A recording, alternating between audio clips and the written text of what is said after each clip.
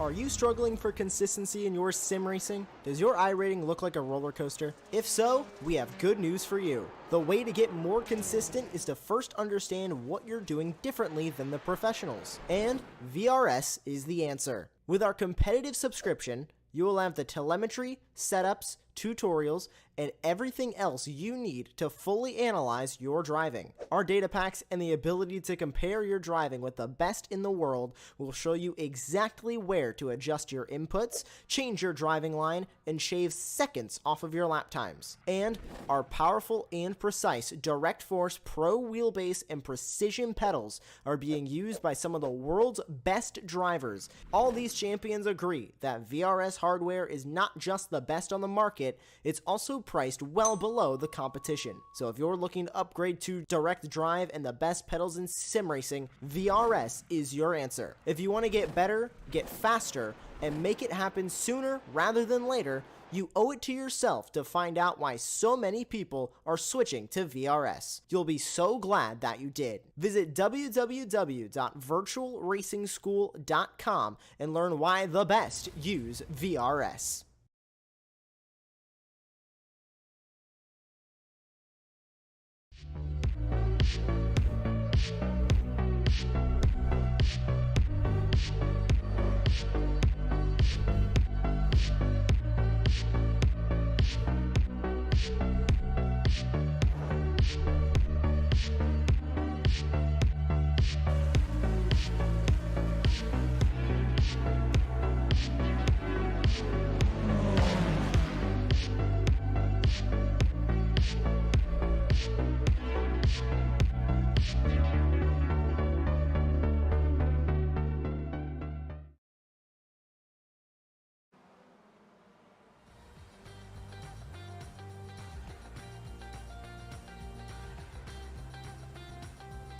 Imola, or officially known as the Autodrome Internalis, Enzo Dino Ferrari will unfortunately be forever tainted by the tragedies of 1994, but despite this it remains one of the most atmospheric and challenging circuits in Europe. It's fast, it's flowing, it's got a fair amount of gradient to boot as well.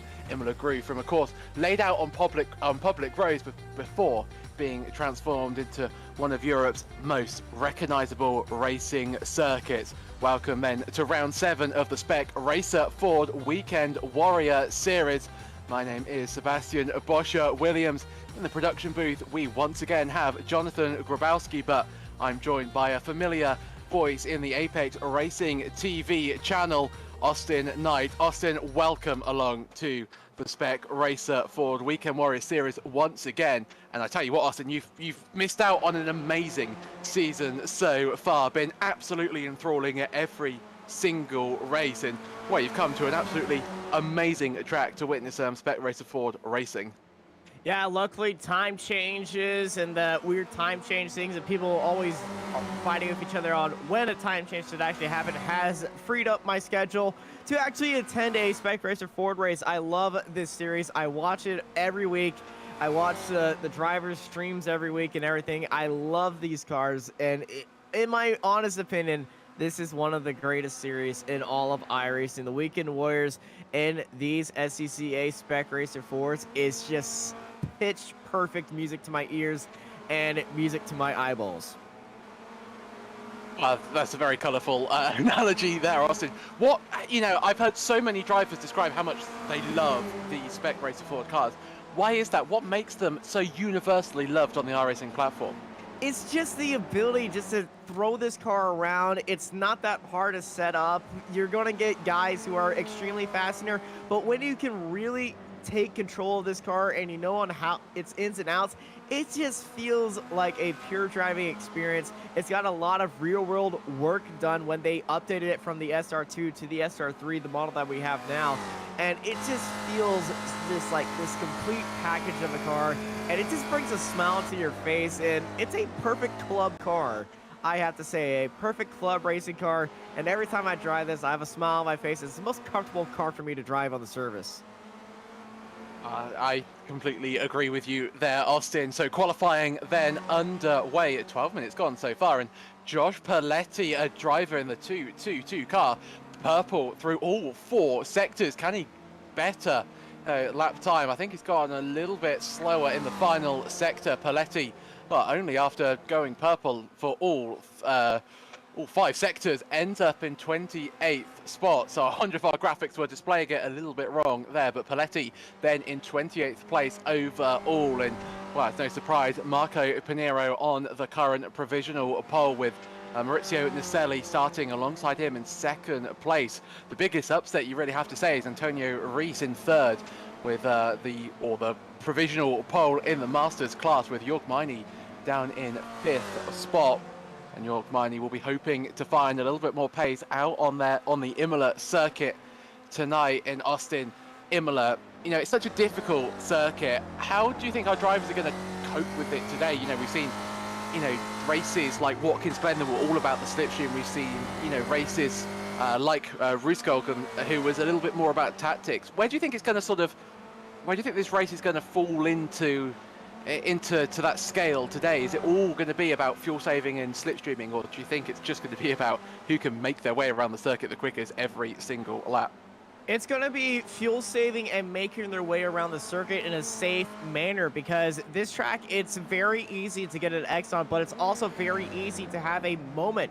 As we see Tamburello and Villeneuve, the opening chicanes, they are so crucial to this track. If you get it wrong, if you get into a side-by-side fight, you could easily end up hopping a curb and getting spun out over the curb. Also, Aqua Mineral, that double right-hander, one of the most difficult corners in all of racing, especially in these cars, the car that is very prone to locking up the front tires and spinning under braking. If you aren't careful, we could have a lot of incidents there. And if you're in a fight in that situation, it's going to be very devastating. Also, Variante Alta, this tight chicane that we're looking at right now, is going to be very crucial on the exit. Now, these cars are not like our Formula cars that you and I are used to with the Formula 3.5s. We aren't going to be seeing cars spin out under braking, but it's how much they attack that curbing is going to be very key, and is pretty much every corner on this track has to be respected, or else it will bite you where the sun don't shine. It's why drivers love the Imola circuit so much. And you know, when we get underway, where do you think that we're going to see, you know, overtaking opportunities? You know, I know that turn 1 can sometimes be an overtaking spot, but it's not necessarily the easiest place. Does anywhere else sort of come to mind with your, you know, SRF driver hat very firmly on? Well, it's going to be on the exit of Tamburello, I believe. Heading into Tamburello, it's always a good option, but if you get a better exit out of that first part of the corner, you attack that first part, and then you get it right into that slipstream. Heading into Villeneuve is always a very dominant move, or into this hairpin. At the end of it, just get a good run into that draft, and before that double left-hander, just get your car up onto the inside and just snake your way through there, or go around the outside, because this double left-hander, it has a lot of runoff on the outside. You can use some of that AstroTurf on the outside right there. Carry the speed and set yourself up for the inside at Aqua Mineral. It's going to be a lot of fun, but you have to be making that move and make it stick before heading into Aqua Mineral, or else it's going to be a very tight squeeze, and you might be having a date with a little bit of the off track and maybe another driver. Well, I don't think it would be SRF without a little bit of contact, a little bit of a love tap mid-corner, as we see then qualifying heading into its dying moments. Viglini, a driver trying to improve, hasn't been able to set a lap time yet. And so too, as we saw Sergio Torelli, were riding on board with him as he went through the Aqua Minerale section up towards the Variante Alta. He has come 7 seconds off the pace in 36, so I wonder if Torelli's just struggling a little bit, maybe building up to his ultimate lap time. Here he is, the 86 car, as he rounds the final corner to cross the line. Where can he put his 86 car? Can he head further up the field? And it looks like he will be able to. As he 15th place, good spot there, Austin. So Torelli starting to find a little bit of pace, but still almost 1.2 seconds off Marco Pinheiro at the top of the timing stand. So, you know, Torelli really needing to find some pace. In fact, Austin, only 3 drivers so far within the 1 minute 59s, the rest of them 2 minutes plus. I don't really remember seeing the grid so spread out this season. I mean, Pinheiro, Samoas, and Naselli really just finding so much pace out there at the moment. Imola's a very technical track. A lot of drivers will be struggling with it if they are not used to this style of track, especially in these cars.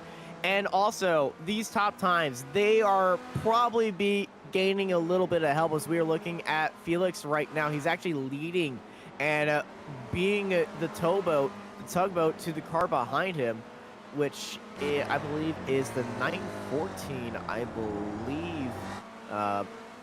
That's just a guess. I just saw, no, it's the 918. I'm dyslexic right now, but there is a 9 and a 1 in there. Is that an 8? I thought that looks like a 5, so I think we're, there you go. It's a 9 with it. Okay. Well, you were right, Austin. So And that is Nunes in 18th, so he's getting a little bit of help right here.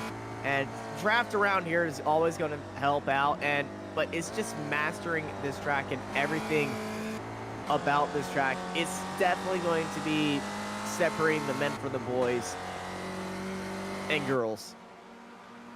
Yeah, completely agree with that sentiment. So it was the 918 of Kurt Nunes being towed around by Felix Samoes. And can that improve Kurt Nunes' chances? Currently in 18th spot overall, 4th place in class as he heads down towards the Ravazzas. Tricky downhill braking zone. Kurt Nunes brakes late, will try and find the apex. Dorelli finds himself up into 6th spot, so Dorelli really finding more pace out on the racing circuit, now only about 7/10 of a second away from Marco Pinheiro. Naselli goes ahead of Felix Samoes, so Naselli reinstates himself into that 2nd spot as that's Dorelli running wide through the That's a move. first. Yeah, that's a move at a Tamburello. He dived it into Tamburello right there, but he carried too much speed in that first part of chicane. He went a little bit wide, and that is why Tamburello is so risky, especially when you're making the move. You carry too much speed, you're going to be running off the track right there. And that was a very classic Imola over-under situation. If we see that during the race, it's going to get a lot more dicey than that very courteous move. Sergio, he went for it. He made that mistake, and then he just stayed to the side and let the other car that he was racing with go by because he doesn't want to interfere with his lap anymore. We got less than a minute left in this qualifying session. Tamburello, always going to be a hot spot. Same with Villeneuve. Cannot wait to get this race underway. Marco Pinheiro and Felix Samoes in the pit, so will be unable to improve on their lap time. So it's really Maurizio Naselli. And can he get the provisional pole? Can he start in the best spot here today, or will he have to settle for 2nd spot as he heads into the Variante Alta? But really a tight chicane. Be careful not to run too wide on the exit. And we head now full throttle down towards the Ravazzas through the kink of turn 16. Car nicely gets out of the way from us on the outside. A little bit of a lift there from Naselli as he tries to really use the outside line as the car off into the gravel. Gone wide through Ravazza 1. Expect to see a little bit more of that during the race. This is a good sort of tidy lap from Naselli. Personal best through sector 2, but unable to improve in the 3 out of the 4 sectors. It's all going to be about whether Naselli can find more pace as he comes across the line. This could be good. Oh! Oh! Well, 0.2 to 0.02 of a second separating Naselli and Pinheiro. Just that small improvement in Riviazza and in that 2nd sector pushed Naselli closer to Pinheiro, but Pinheiro still sits on provisional pole. Supreme driving from both Pinheiro and Naselli. Well, we can really say the same for all season long for those 2 drivers. So qualifying session is done. Checkered flag is out. Everybody who was on a lap or who started a lap just over a minute ago was able to complete it, but really it means that we are into the dying stages of qualifying. We have a look. Well, we were looking at Antonio Rees. He can technically get the pole. In fact, anybody can. Rees, though, has the most realistic shot, although he needs to find 0.5 of a second. Looking at Rees getting it, although that looks like a very much not a push lap. I think Rees there. And actually, it says on our timing software, Austin, that Rees is on a little bit of an outlap. So just more practice. Paul Jackson What can he do? Comes across the line. Can he improve on his 35th spot? The 249 car. Yes, he can. Goes up to 33rd. That looks like a little bit of a slipstream there that might have granted him the crucial few extra tenths of a second. But Also, Austin, Aaron Bourgel moved up to the 21st place. so Aaron vaguely then in Thank you. in 21st place. We got stuck on that just the same, Austin. It's yeah, Aaron vaguely up into 21st, 6th place then in Spec 2. And Austin, I've asked, you know, Steve in the commentary booth of every race, how would you play the start? Is Imola all about attacking into turn 1, or is it all about the waiting game, really sort of running down the clock and starting to make the moves closer to the end of the race? Like, if you were, you know, say starting in 3rd place where Felix Samoes is at the moment, what would be your strategy for the race? Patience is a virtue. You gotta take it easy. If you try to charge it into Tamburello, you will be gaining a few spots initially, but if you just take it easy, you're going to gain a lot of pace on the cars that really sent it in there, and you'll just be able to cruise around them on the exit of Tamburello heading into Villeneuve. But these opening laps, they're so tight. I used to race SRF Weekend Wars with all these drivers. I know how it is. Patience is always key. You do not want to have an incident on the first lap. You just got to stay with it and keep on going. So unless you're in the top 4, then yeet. So advice then from Austin, fairly contradictory, but I think I agree with both of those sentiments. Marco Pinheiro then is your pole sitter. Alongside him, his teammate Maurizio Nicelli. They lock out the front row.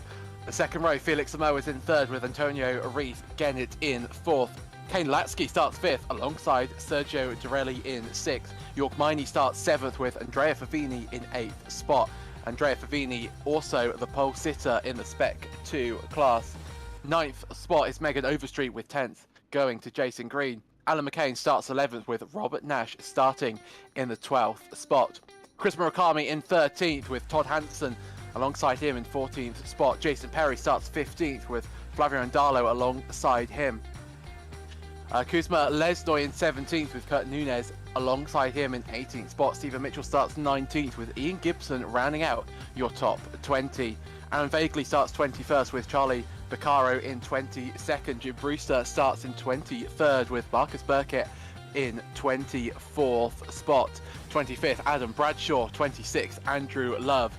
Stevie Ray making his return to racing after, well, keeping the commentary box very warm, and we thank him for being in the commentary booth, but we'll be watching his race with bated breath. Jeff Jacobson starts alongside him in 28th spot. Tom Gradwell starts 29th with Haratsky rounding out your top 30. Gianni Longjin 31st, Philip Berry 32nd, Paul Jackson 33rd, Joshua Justice starts in 34th spot, Josh Perletti in 35th with Sean Vincent starting in 36th spot, Gary Volbol in 37th, Michelle Vaglini 38th, Andreas Bertoni, well, another driver who doesn't particularly like to qualify, he starts 39th. Where will he get to in today's race? Ed Doherty rounds out your top 40. Ales Pelver 41st, Rafael Galucci 42nd, and Bob Kern rounds out your 43 car grid, Austin, and they are underway behind the pace car, and it's all going to be about when the 16 of Marco Pinheiro decides to get this race underway. Austin, is this a race to go early to get the jump on the field, or do you want to wait as long as possible, the very sort of Valtteri Bottas-esque approach to rolling starts? Well, we go on iRacing Green. He doesn't choose. We go on iRacing Green. That's always been the rule in SRF. So it's up to iRacing on this call. Everyone's bunching up. Pace cars in. Let's get this show underway as we are green here in Imola. A good start then from Pinheiro. Nicelli gets a good start as well, but it's Felix Samoes getting the best run. The field goes green, and it's side by side for second spot. It's Samoes and Nicelli further back. A good start from everybody as they barrel their way down towards the Tamburello chicane. Everybody taking it a little bit cautiously. That's McCain and I do believe that's McCain and Murakami in the background, side by side, heading into the braking zone, but everybody getting away fairly cleanly so far. Austin, as they head up towards the second chicane of the Variante Villeneuve. Marco Pinero still in the race lead, and miraculously, Austin, I do believe they've all managed to make their way through. And that's certainly something that couldn't have been said for another series that we've been commentating on fairly recently. Yeah, it's always a refreshing to see a first lap not have a giant 13-car incident. As we got 3 wide for a little bit, the 112 getting pushed back in there. Up ahead, Duriel was our biggest mover, up 2 spots immediately. Ed Doherty is up 4. Vicaro has had a issue. He's dropped down 18 spots, but other than that, I believe it's just been some minor off tracks and there, but some good battling heading to Aqua Minerale for the first time. This time the 312 going a little bit slow. That's Todd Hansen under a little bit of pressure, and down towards the inside, Lasky on the 914 of Gannett gets overtaken, but Kane with a down the inside move at Alta got an amazing run and went down towards the inside, but now here comes Antonio Rees and Lasky going side by side. Rees, well, he had the draft coming out of Alta and heading into Riviata. Reed takes 4th place. So I do believe it was Dorelli getting a slowdown, the perils of Imola, and he's fallen back down towards 7th spot. You're right, though, Austin, Rees and Lasky having a great battle out on the circuit, but they're almost 2 seconds adrift of Samoes and Naselli as Naselli takes the race lead. Teammates battling it out once again with Felix Samoes in tow. These 3 really rocketing away from the next pack, and as we apply the brakes for the second time, oh, is that a lockup in the background? Was that Rees and Lasky making contact? That was Lasky. I think it was, and Lasky falls down the order, so does Antonio Rees Gennett, and who's that off the track? That's Kane Latsky as well. Yeah. Maybe a little bit of a sympathy issue, but wow, big drama, Austin, and I think we might just have a little bit of a replay, Austin, and you could talk us through it, because wow, what a cataclysmically important move that we saw happening on lap 2. We're going to be seeing one car just carry a little bit too much speed or just braking extremely early, and honestly, I believe that will call that a Martinsville moment. So Latsky then falling foul of, or being rear-ended, I should say. So Latsky then in 18th place. He's got Aaron Vagley up ahead of him, already getting stuck into the battles as he heads towards Piratella, down towards the Aqua Minerale section. Latsky, does he decide to go on the inside as he tried to get past Aaron Vagley and up into 17th spot, but we've got Flavio Indalo, another supremely quick driver right behind him. Latsky pulls out to the outside, tries to get the overlap on Vagley as they head towards the Variante Alta. Late braking from Latsky, and by the time they've reached the apex, he's up into 17th spot. And you're right, Austin, that was a nice, beautiful move there for Kane Latsky. I tell you what, another driver who's having an absolutely great opening stint to the race is Megan Overstreet, currently in 6th spot. Great start from the 044 car. Yeah, Megan, she's doing a wonderful job. The 044 chasing down Sergio right up ahead. Just made an overtake on Robert Nash. Nash also having a good start as well, up 5 spots.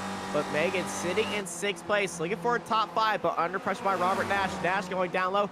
And Megan, actually, if you saw that momentarily, she got onto the brakes to let Nash by and keep that pace and momentum with her to just stay with them and look for the overtake on the exit, or just make her way when she can and not give enough room to the people behind her. You're right. Tactics then heading their way already into this SRF Weekend Warrior race. Murakami under pressure from the recovering Antonio Rees. Rees gaining in as we see Alan McCain in the background.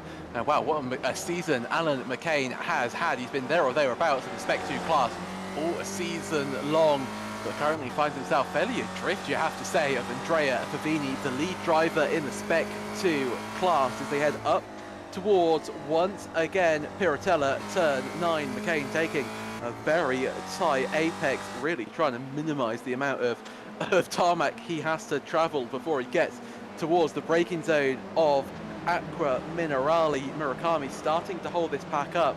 As you see, Hansen in the background gaining as Nash gets past Dorelli. And, Bobby Nash is on an absolute mission at the moment. Austin made 2 overtakes in the space of, well, about a lap or so. And really his started to stake his claim on 4th spot. Next up for him is York Miney. And that's only about a second and a half or so. So watch out for Nash currently. Yeah, Nash is definitely pulling up through the field. He's got Sergio right behind him, but Robert Nash, sector 1 of this lap, he was the fastest car of all the cars so far to go through sector 1, so he definitely knows how to carry that speed, but now he's going to be the head of the train. He's got Sergio Dorelli right behind him, and here comes Sergio, and he's definitely going to be looking to retake 5th place, but gets a good just got squeezed out of room right there, unable to make a move. Nash stays in 5th place, and he's just going to be closing down on Mani ahead of him. And there is Mani. They're separated just by 1.3 seconds, and Sergio is definitely pushing Nash to his limits. And up ahead, Naselli, Simons, and Panera, our top 3, are in a banger of a fight. Yeah, swapping places they were down towards turn 1. Samoa's temporarily taking the race lead, although finds himself back in 2nd spot. And these 2 really outdriving themselves at the moment, finding a gap over Mani and Nash, and that's helping them just sustain this battle. But, if Mani can find a little bit of pace, he could realistically be on the back of this pack to make it a 4-way battle for the race win. Down towards Aqua Minerali, the tight braking zone of turn 12. Pinero in 3rd, can see his 2 main rivals up ahead of him, basically nothing between the top 3 as they head up towards the Variante Alta. Does Samoes think about making the move, or a little bit tame from the 2 behind Naselli?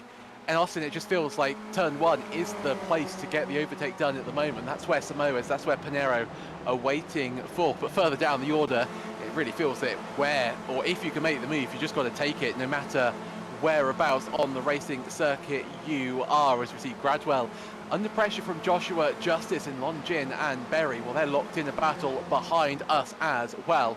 Certainly fair to say that battles are happening up and down the field. It certainly is. Everyone is fighting for their own little piece of tarmac right now. Stevie Ray, oh no! Stevie Ray held a defensive line on Adam Bradshaw. I guess he just went a little bit deep, and Bradshaw went in there, and Stevie Ray just got caught out right there, and around goes Stevie Ray. And, he's got to be shaking his head on his return. I know he's been sitting in the commentary booth. I've been enjoying some of Stevie Ray's complimentary drink service that he had installed into the commentary booth. Thank you, Stevie. But, that's just so unfortunate. Really is for Stevie Ray. And we see Bertoni, well, it's already up into 22nd spot. I said, Try that how over far. under. Oh, Race has had an issue up ahead, and Bertoni has made that move for 21st. Now we're going to go up ahead to see what has happened to Race, as we saw drop down through the field, and honestly, I think it just dropped completely off of our timing screen. He's off the racing circuit. It's saying on my screen at least that he's completed 4 laps and 4 laps only. Yeah, he's in 39th right now, and I believe he's towed. Let's have a look and see if we can answer the question of what happened to Antonio Rees. So this is up Villeneuve. Towards Villeneuve corner. You're right, Austin. He's going to come through. Oh, he's apex the rear. curb, then a big snap into the wall, and yeah, that tire is off, and that is a race-ending crash right there. That inside curb just upsets the car. It looked like he had it, but I'm guessing he hit that inside curb a little bit too hard. It kept the car just a little bit off balance, and then the snap oversteer, that was game over right there. Rees getting it then back into the pit lane, and I, like you, Austin, doubt that we'll see him take much further part in today's race. 10 minutes gone in this race. Lap 6 as we see a move there. That's Durelli on Nash. Green chasing down Overstreet. Green heads to the inside line as they head through the kink of turn 1 towards the Variante Tamburello. And before they've even applied the anchors, Green finds himself up ahead of Megan Overstreet, with Overstreet having a whole wad of understeer, I should say, through the exit of turn 2 and into turn 3. And Megan, you know, I said earlier on, doing such a good job, but starting, it looks like, by the onboard to struggle with her Spec Racer Ford. Further down the field, we see McCain now in 3rd place in the Spec 2 class, trying to once again find his way past Kane Latsky up towards Tosa Corner. Turn 7, who can get a better run out, who can maybe think about making a move down towards turn 9 as they head under the bridge through the kink of turn 8, which can really catch the drivers off guard. Austin, it's a corner that you don't necessarily think about until you really have to think about it. And if you sort of, you know, brake a little bit late, especially while you're turning right, the rear end can so easily step out on you, and you can have a fairly silly looking spin really easily. You said it exactly. It's so easy just to completely forget about that corner. Honestly, it's the corner that I struggle with the most on this track because I just forget about it at times. I know when I run the Michelin Pilot Endurance Series, it is so easy to just have that little lapse in judgment, but it's also a very easy spot to catch out cars ahead of you in that turn, to have some pretty spectacular overtakes right there if you just catch them sleeping. Unfortunately, we're not going to be seeing any of that because in this 40-minute race format, it does not compare to a 2-hour race. Everyone's mind is going to be each lap perfection and also looking after the fuel. Speaking of fuel, Marco Pinero has been sitting in 3rd this entire time. Guaranteed, Pinero is just focusing on his fuel and not going for any overtake right now.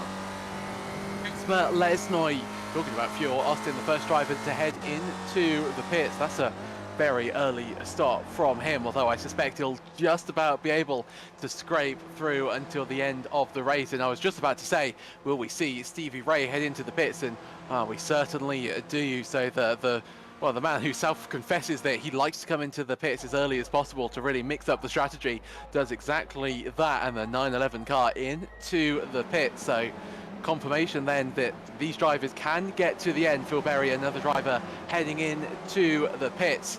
And that's a really interesting point that you've made there, Austin. Pinero, you're right. He's just saving fuel. He's just sort of watching those two battle up ahead of him, happy to sit behind, happy to do a little bit of lifting and coasting. And he's afforded himself the luxury of being able to do that when you are, you know, somebody like Alan McCain, which you see on your screen at the moment. He's in a battle. He can't really fuel save too much because he has to think about Kurt Nunez behind him. And that is Kane Latsky getting a great run out of the Aqua Minerale section up towards the Variante Alpha. Oh, just too... He wanted to go for it, but the little block by Murakami just said, just stay back there. And honestly, when you're in this moment like this is when the gears start to go in your head. Do you want to go for a short pit? Maybe outpace the guys while they're in that little bit of a fight. I know when I run SRF in Daytona a few seasons ago, I short pitted. I think I was one of the first. I went into the pits with Stevie Ray, and I jumped up through the field because everybody was just in a massive draft battle, and I was able to outpace them. And you can definitely do that, especially when everyone's doing that. So if somebody is stuck in a big battle, they will benefit from just going to the pits very early, as we're seeing 3 wide across the bridge and heading into Tamburello, but down to the inside. That is Lasky, who drifts over to the middle of the track. The 3-1-2 of Todd Hansen, able to stay in the middle of that fight right there. We have a move up in the front. Durelli and Nash have swapped spots for 5th and 6th. Those two have been battling for a while down the inside, I do believe, at Villeneuve corner, and Durelli heads up into 5th spot. Great three-wide action, though, very SRF weekend warrior-like, and it's just going to be a little bit of a mistake. This is a Tamburello over-under right here. You can see the speed that Dorelli just had through that apex, just carried on the speed. He might have been overtaken by Nash heading into Tamburello, but he just carried the speed and the corners, and Dorelli said, nice move, this is how I do it. Alan McCain trying to do the same as Dorelli and trying to find his way past. Well, that would be Murakami up ahead of him. Dorelli and Maney swapping positions. Now, what caught me a little bit off guard because I believe them. York Miney was a little bit far ahead of these two, but Dorelli now finds himself up into 4th spot, and I think York Miney Austin has had a little bit of an issue on the racing circuit, and I wonder, Austin, if this is the reason why. Yeah, I saw a little bit of white smoke. Something happened up here heading into Acre Mineral, and I think this is going to be a little bit of a slide. And yeah, that is a little bit of slide. Very quick correction, though. He's hit that inside curb, got a little bit airborne, and these SRS are not planes, I'll tell you. They don't like doing that. But a lockup with the brakes kept it going. Monty stays in that little bit of fight and contention for 4th. Up ahead, Naselli and Pinero are attacking for lead as Samoa's drops to 3rd, but Pinero now making his first move ever since the start. Jumps up into 2nd place. So pole sitter then up into 2nd spot. I wonder if he's had a little bit of enough of that fuel-saving strategy that he was employing and wants to go for a little bit of a race. This is Andrea Favini falling further down the order very quickly. Has he gone a little bit wide through turn 2? Oh, the 145 car of Andalo getting a little bit confused. Thought he was going to send it to the inside. He's just getting him back on pace. Just helping him. A little bit of a bump drive. This is what happened at Tamburello, and oh, just the car hangs a slow death spin oversteers. Like, oh, that is the scariest thing to have a driver. If you get back on track after saving a car, next thing you know, you're about 20 miles an hour off the pace of everyone else around you, and you're on the racing line. You don't want to move out of the way because they're already right next to you. You're just closing your eyes and just praying to go in a straight line. And luckily, everyone else around him did avoid that. But yeah, Flavio got into the back of him heading into field air, just getting him back onto the pace right there. Just a little bit of love tap and a bump draft, but beautiful fight we got going on right now. So this battle then really spans the upper echelons of the high teens in terms of positions. McCain, Murakami, Nunez, Favini, and Darlow vaguely all battling it out for what will be 11th spot. We ride on board with Andalo down towards the Ravazzas. Andalo certainly doing just a little bit of fuel saving. I'm surprised that many drivers won't be trying to do a little bit of fuel saving, especially when they're in this pack. McCain starting to fall adrift from Hansen. That's a battle for the Spec to race lead. Flavio Andalo into the pit lane as we see Pinero. Well, he retakes his spot at the top of your timing stands as he exit Tamburello chicane. It is Marco Pinero, your new race leader. Naselli in 2nd, Samoes in 3rd, but Naselli breaks late, tries to make the move, tries to find his way past his teammate through the Variante Villeneuve up towards turn 7, Tosa corner. York Miney and Bobby Nash still having a great battle out on the circuit. York Miney trying to hold on to 5th place for as long as possible, but Robert Nash has been looking so quick in this race so far. Austin, he's up 6 places, and Miney, after that mistake, just hasn't been able to return to the pace that he was running a few laps before, and just looks to be struggling ever so slightly out there. Yeah, and I believe this is Pinero calling a shot. Last lap was the fastest lap of the race by Marco Pinero. I'm going to go out on a limb here. Marco Pinero is going to go into the pits this lap. I feel like it's that time. Pinero and Naselli might be heading into the pits this lap because he's really pushing it this time. Was just sitting back there, and now I think he's calling a shot. So has Pinero decided to play his cards very tight to his chest, fool everybody into thinking that he's doing a little bit of fuel saving, and then is he going to dive into the pits to be the first of our top 3 to make their pit stop today? I wonder. Through Ravazza 2, we go up towards the pit lane entrance. Will we see any cars that jump into the pits? No, we do not. So Pinheiro goes for at least one more lap as they all now start to gain in each other's slipstream. And it's Marco Pinheiro who hasn't got any benefit of an extra straight line speed. Naselli heads to the inside. And Maurizio Naselli leads this race once again. Didn't find too much opposition from his teammate Pinheiro. And I thought Samoa was going to have a little bit of a look down towards the Variante Tamburello, but thought better of it. So Naselli leads, Pinheiro second, Felix Samoa is in third. And this race, you know, I was talking earlier, Austin, you know, saying, is this going to be, you know, a straight race to the finish? Is it going to be a strategic race? And you called it right. It is turning into a very strategic race and utterly enthralling. It is. Also, do not use me as any betting sources for any sports. As you can see, I am very bad at it. I think we should employ you, Austin. You know, like one of those cats that make all the decisions. I think we should your Apex very own sort of predictor, as it were. Just call me a pet animal. I did, and I managed to do that in commentary. It's honestly one of my dreams that I've managed to do, Jorg Meine. But am I gonna be like one of those puppy dogs that picks the Super Bowl winner? Basically, yeah. Honestly, you just hold out a steak, be like, which one do you want, Austin? Well, we do know how much you like your steak, Austin. Oh, I'm loving this job. Okay, yeah, we need to be this a thing on Into the Apex podcast, which is a great show. Anybody subscribed to us? We cover all the races going on, or most of the races, and all news across all sim racing, not just iRacing, on the Into the Apex podcast. Also, get some amazing gifts out of there. Usually out of Tim and Sam, but they are so fantastic to watch, and the challenges that they do is very, very fun too, even if they are very one-sided. Only and just Naselli and Pinheiro into the pits. So Felix Samoa is then going for one extra lap. Will it be the undercut that works? Will it be the overcut? Well, we'll have to find out as we see Andrea Favini off the racing circuit down at Ravazza 1. And so Favini falling foul, and I wonder if he'll be heading into the pit lane. Jorg Meine and Robert Nash side by side down towards turn 2.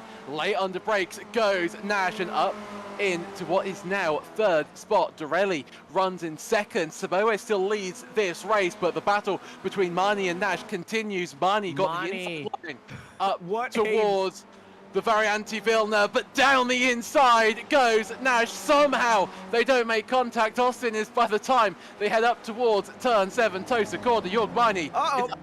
But contact is made. Nash runs into the back of Meine. They don't spin out. And Jorg Meine, now I think we can call it, Austin is up into third spot. Mani, that was beautiful. Was under pressure by Nash. Nash held it around at Tamburello. Mani led him by. He gave him the over-under at Tamburello, got the speed off of there, rounded off the apex, carried the speed heading to Villeneuve, held that outside line off the exit right there, and forced a mistake by Robert Nash heading into that hairpin. A little bit of a lockup, a little bit of a tap, but Jorg Meine up into third. Robert Nash, well, he's probably kicking himself right there. Wanted that move, but now I think he's just going to be heading into the pit lane and try to rethink this fight and might try to go for this on strategy as they fly through Alta. But Robert Nash, man, this is a beautiful fight for third place. Really enthralling battles up and down the field. Pinheiro had the better stop out of himself and Naselli, so Pinheiro in 15th spot. Nash almost pushing Meine into the braking zone of Ravazza 1. Will any of our drivers dive into the pit lane? Dorelli does not, neither does Felix Samoa. There goes Nash. Nash does, so Nash decides that he wants to try and out-strategize.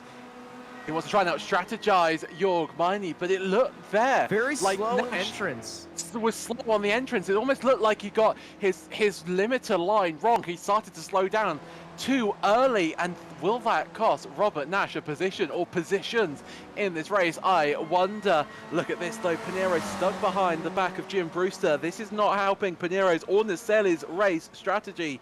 as they pull to the inside and they try and find their way past Brewster. Pinero will get the move done towards turn 1. Naselli using his teammate Slipstream, but it's all going to be down to how much Brewster wants to fight this. It's going to be late. Almost contact there, I thought, between Pinero and Naselli. They both managed, though, to make their way past Jim Brewster, but that was really hairy stuff and not necessarily what you want to be doing, Austin, if you're going for a race win. Yeah, that was very risky, and honestly, Jim Brewster, he could go for a overtake right there on Naselli. He was carrying a lot more speed than Naselli through that apex. That was a very gutsy move by Naselli. Pinero had that move, but Naselli wanted to stay with his teammate because they're on different strategies than Felix, who's still not gone into the pits yet. Megan Overstreet gets a little bit offset, heading to Aqua Mineral under pressure by Jason Green. Green up on that gearbox, trying to find a move, but Overstreet stays ahead. Megan Overstreet then fourth spot, 5th place, and under pressure from Jason Green is in the background. You see going very wide on the exit of the Variante Alta is Kane Latsky. Latsky has been no stranger to a little bit of action in today's race. Samoes crosses the start, or crosses the pit entrance line and goes for another lap. Interestingly though, Austin Dorelli catching Samoes 5/10 in the last lap or so. Dorelli looking very, very quick as Jorgmaini, Megan Overstreet, Green and Latsky all come into the pits. Lock up there from Green. Is that going to cost him? I wonder. Latsky as well, having no such issues. Of course, Austin, these cars don't have a pit limiter, so it's all down to your throttle control, and I just wonder if Green might have picked up a little bit of a penalty there, as we see Bertoni. Well, he's up into 3rd spot. Yes, he hasn't stopped yet, but that doesn't really take away from the fact that Austin, he's up 36 places. And also, we should mention, Aaron Vagley up 17 places. So drivers really moving around a lot in this race. And Longjin up 18 spots. So we've got some real movers and shakers in this race so far. They have not pit yet, but that is a good amount of moving and rolling on, going on right there. Bertoni up, well, behind 18 seconds to our current leader. And Samoas, we're going to have to start comparing lap times to Pinero. His last lap time, Marco Pinero, 2 minutes, 0.41. Felix's last time, 2 minutes, 0.71. Advantage Pinero and Naselli. And also, Sector 2, just right now, Naselli, purple of all drivers through Sector 2. 3/10 faster than Felix this lap. And what these two have got over Felix Samoes is the ability to work together to utilize each other's slipstream, to slingshot each other, draft partners down the straight. You've hit the nail exactly on the head there, Austin. So yeah, Naselli and Pinero working together once again, and you just get the sense that this race is slipping away from Samoes as he finally decides to head into the pits. But Sergio Dorelli, he's looking like he could be a little bit of a threat, maybe a little bit of a wild card for a race win, as we see. Certainly right. Part 2, as we now have a look at Felix Samoes into the pits. Dorelli goes for another lap, Austin, and Sergio Dorelli, the master of fuel saving in today's race. Yeah, Dorelli is being very good. Had a few mistakes early on the race, but this is a beautiful job if he can keep this car going on edge. Right now, Samoas heading out to the pits. Let's go to Naselli because Samoas is exiting the pit lane right now. And here they go across the line side by side. There's a car exiting. There is Samoas, and they're going to fly right past them, buzzing the tower for the net lead of the race. So Naselli then into the net lead of the race. Sorry, Pinero into the net lead of the race.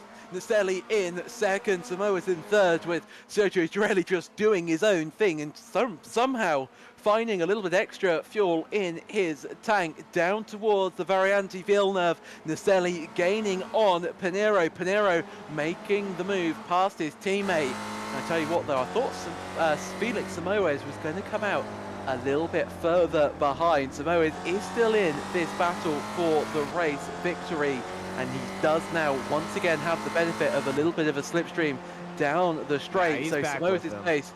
So he's certainly back with them. This race, Austin, certainly is not over, but I just have this sort of sort of feeling sort of, you know, in my soul almost that Sergio Girelli could be in this race battle for the victory today. You know, Girelli, he's doing something supreme with his fuel saving. Maybe, just maybe, we could have a four-way battle for the race win, or maybe that's just me being very, very optimistic.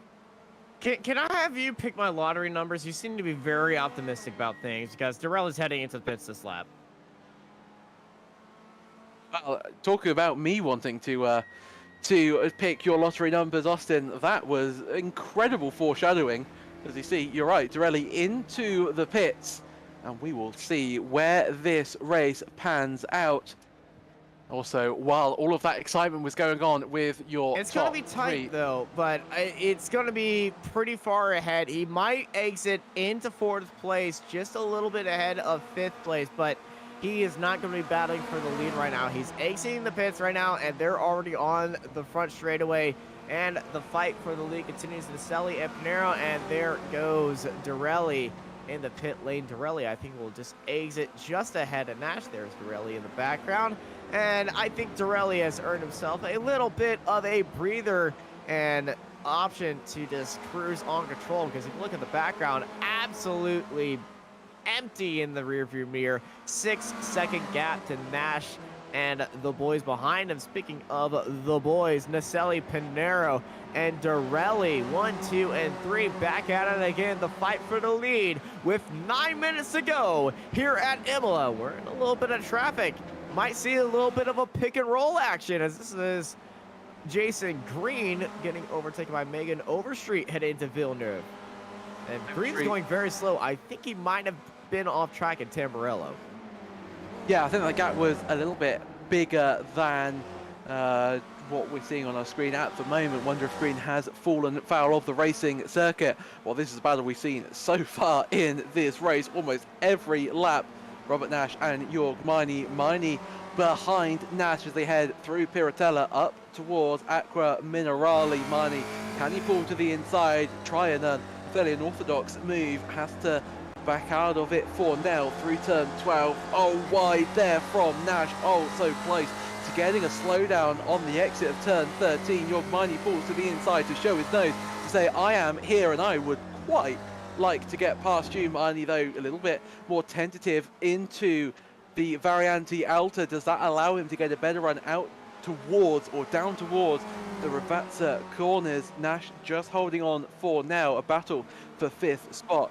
Different classes, but that doesn't matter. Austin, points are awarded for where you finish overall in the race, so Miney really does still need the points as much as possible. This, however, is your battle for the race victory. Naselli leads from Pinero, leads Samoes, with, unfortunately for me, Sergio Girelli in 4th spot, but I still wouldn't count out Girelli, as Samoes has a little bit of a look at Pinero. Pinero, instead of being able to attack his teammate, has to think about defending from Samoes, and that just allows Naselli to lead this race once more, and that stops their run of swapping places down towards turn 1 on the last few laps.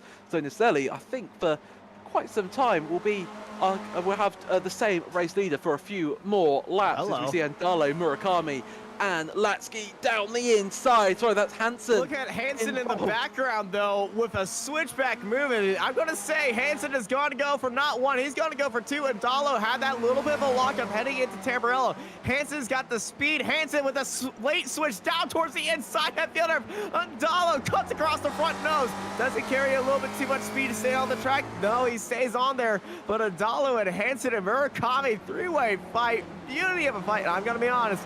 When the white flag comes out for our leaders, it's going to be who is making that move heading into Riviata for the race lead. It's not going to be decided at Tamburello. It's going to be Riviata last lap overtake. Whoever is in 2nd place coming out of Alta is going to be in the biggest advantage, because you're going to have a good run and you're going to be wanting to square that off, and that's what they're kind of playing chess with right now. Who is going to be in 2nd place as we separate up our classes, see our class leaders. Naselli with the overall lead, Mani in his class lead, and Hansen in 12th place in their class lead, and also Hansen and Mani Well, actually, in that little bit of fight, actually, Hansen is just in the background of Flavio Andalo. He's that blue car in the middle. Yeah, Hansen having a great run of form so far. Vaguely then in second spot in the Spec 2 class. Dorelli and, Miney and Nash still having their battle out on the circuit. Kane Latsky and Andreas Bertoni. Bertoni trying to make his way up the field, and if he can make his way past Latsky, that will be 30 places gain in this race.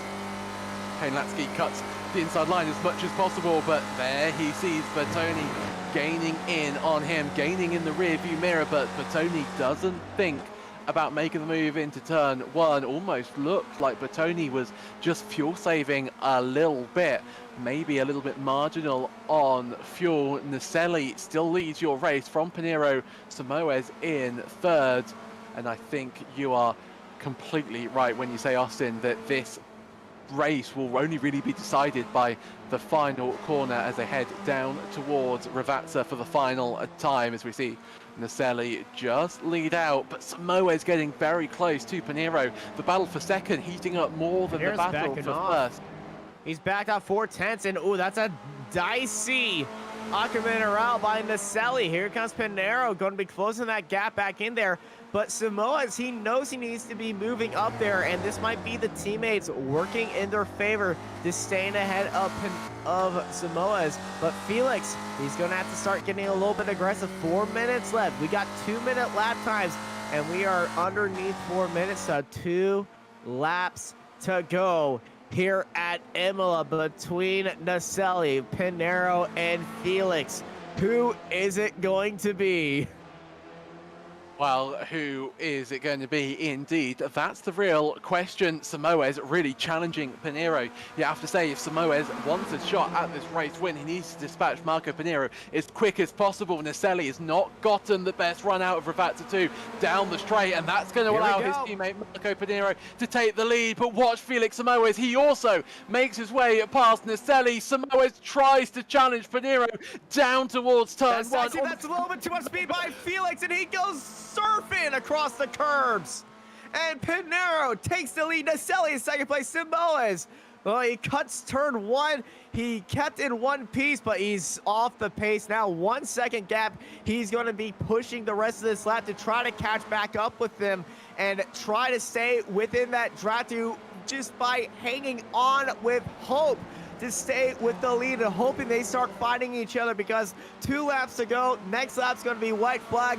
This is going to be intense between these two teammates unless Felix can catch with them. But that was a devastating mistake right there by Felix. Down the inside it goes. Murakami finds his way past Flavio Andalo. Can Andalo make his way right back past Chris Murakami up towards turn 7 of Tosa?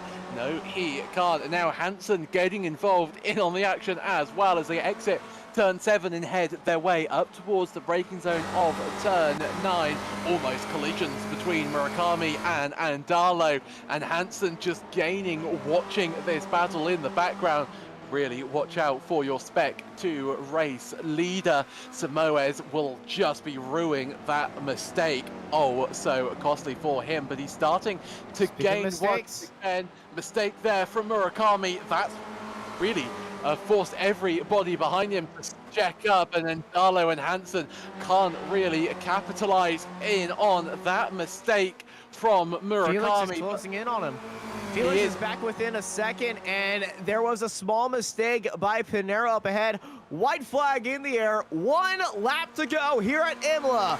Presented by RaceVoice. It is a Spec Racer Ford Weekend Warriors last lap action. And look at the front end of Naselli's car. Very beaten up and scratched. And look who has joined the party. It's Felix Samoes back in 3rd place. So Samoes, what can he do? He heads through turns 2 and 3 up towards the Variante Villeneuve. It's all going to be about whether Samoes and Naselli. Thought he was going to go for it too. It's all about whether Samoes can make his way past Naselli. Oh, but what from Samoes? Oh, spinning around in Samoes. Oh, saw his race flash before his eyes there, I'm sure. On the exit of turn 6 through turn 7, Tosa corner, the gap between Pinero and Naselli starting to grow a little bit wider.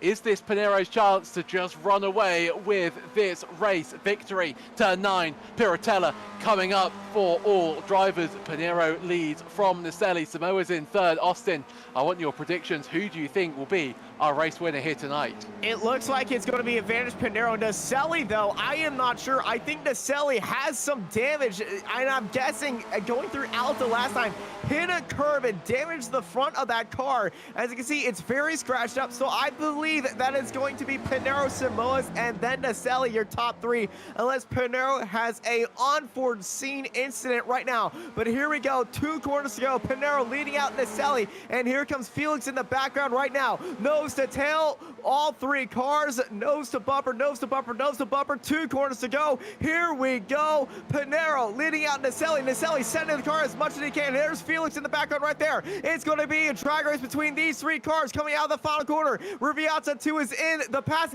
Heading into the pit lane is Naselli. Samoas is jumping into second. Naselli's out of fuel. Pinero takes the race win right here with Samoas in second place. Naselli is not going to finish in third. It's Dorelli in third. The 86 Fuel Meister right there finishes on the podium. What has happened then to Naselli is Miscalculation. Nash and Miney side by side. It will be York Miney just edging out Nash. Latsky and Bertoni, swapping positions as they head towards the line, but it will be Bertoni ahead of Murakami. Murakami ahead of Flavio and Darlow.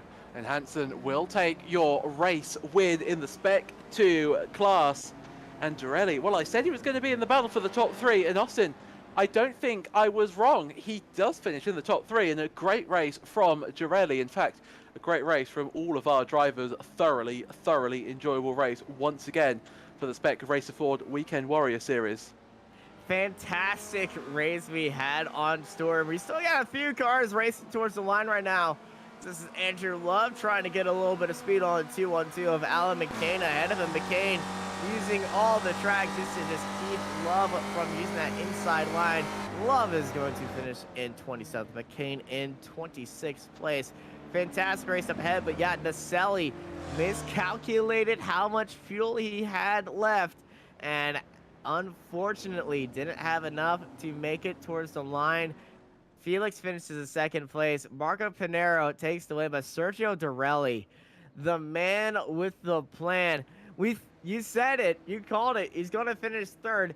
I thought you were to say he was going to come out of his fuel stop in third place, but it came out in fourth place. But that fuel save he did cleared him of that fight for fifth place that he was stuck in, and able to get up into third place. Beautiful drive by Sergio Dorelli strategically. Beautiful drive by Marco Pinero. Just beautiful moves being made by him. Felix Samoas with a recovery drive after a little bit of a mistake, able to get it back into that lead fight and put pressure on there and finish in second place. And I'm honestly going to believe that Felix would have finished in second place anyway. He probably would have done as well, as we see the rest of the drivers just returning to the pits in confirmation that Marco Pinero was your race winner. 0.3 of a second separates him from Felix Samoes in second spot. Sergio Dorelli finishes third with York Biney in fourth. Robert Nash fifth. Megan Overstreet in sixth. Jason Green in seventh. And Kane Latsky eighth. Bertoni ninth. Murakami in 10th spot. 11th, Flavio Andalo. Todd Hansen 12th. Aaron Vagley 13th. Favini 14th. Kuzma Lesmoy in 15th. Kurt Nunes in 16th spot. Maurizio Naselli in 17th. I wonder, Austin, if that wasn't a fuel stop that Naselli had to make, was it an off track that he got? Did that tick him over? And did he have to try and come into the pits to try and clear a little bit of a penalty? Naselli finds himself in 17th spot. Burkett finishes in 18th place. It's important to note that Miney was your Masters race winner, and so too was Hansen, your Spec 2 race winner. Then in I'm getting all mixed up. 19th place goes to Jim Brewster. Adam Bradshaw in 20th place. Gibson. It was a penalty. He got his 12th X on that final lap. Naselli, with a penalty, had to serve that. And that would explain why he had to dive to the pits and why, unfortunately for Naselli, finds himself in 17th place. So Bradshaw finishes in 20th spot, in Gibson 21st, Haratsky 22nd, Gradwell in 23rd, Charlie Vaccaro, great finish from him, finishes in 24th spot. Stevie Ray recovers to 25th, Alan McCain drops to 26th spot, Andrew Love 27th, and Sean Vincent in 28th spot. 29th, Paul Jackson, 30th place to Philip Berry. Gary Volbol in 31st. Joshua Justice finishes in 32nd spot. Gianni Longjin 33rd. Stephen Mitchell in 34th. Michelle Viglini 35th with Jeff Jacobson in 36th spot. Josh Paletti 37th with Ed Doherty finishing in 38th spot, although I think it's important to note that Doherty was a retiree in today's race. So too was Antonio Rees, Jason Perry, and then Pelver, Gallucci and Kern did not take the race start, as we see once again the customary weekend warrior derby to finish off the racing weekend. But Austin, what an absolutely stunning race we had, and you sort of once again have to mention Naselli must be heartbroken. That was so close to getting a race win, and to finish in 17th is a fairly harsh penalty. I think it was the final corner too. He was really deep on Roviazza on the exit, and it just didn't work out for him. We are joined by Mani, though. Mani had a fantastic race, was battling with some of the most intense fight we saw with Nash. Ladies and gentlemen, Mani is standing by with Sebastian. Yeah, You're welcome. Well, good evening. Welcome to the commentary booth. That looked like a very fun race out there for you today. Yeah, talk us through it. It was hard actually, really hard, and I'm still breathing. And I still trying to, at least to catch my breath. But yeah, Imola used to be my nemesis, so I was never not really good on this track in any kind of car. So my only goal was to survive, and then the fight came up. Sadly, we were too much fighting with each other, so we lost the draft on Durelli after I made my mistake as usual. But it was fun racing, and it was great passing each other. I tried different positions where to pass. I could manage it actually quite easily, and yeah, I have fun. But I'm really struggling to breathe at the moment. Well, I won't ask you too many questions then, Jorg. It was, absolutely stunning watching you out there today. Always a pleasure to watch you at the wheel of a spec racer Ford. Very quickly want to touch on, how did you find sort of overtaking around the circuit today? Was it as easy as you expected? Was it harder? Because it certainly didn't look sort of the most straightforward race circuit we've been to in terms of being able to make those overtakes.